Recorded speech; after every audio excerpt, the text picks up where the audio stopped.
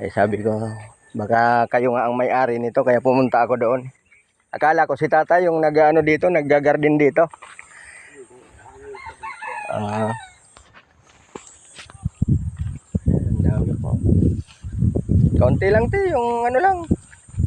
Magulay lang, palipas ano lang. Palipas init lang.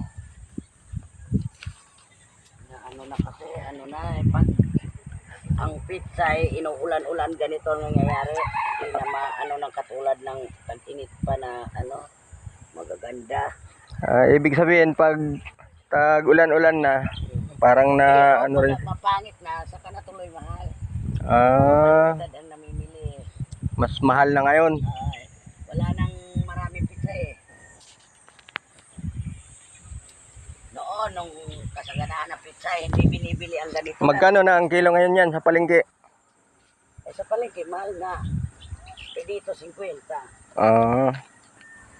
Kaya nga sabi ko, mapasyal nga doon sa Maydam para kung ano man, kahit konti lang.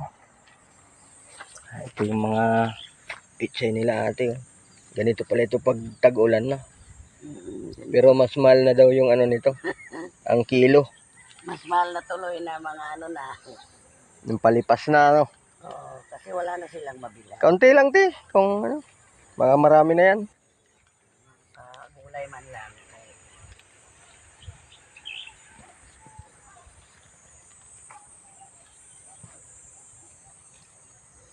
Masipag ka lang magtanim sa probinsya, buhay na ano. Ito. Sige, salamat. Wala akong pang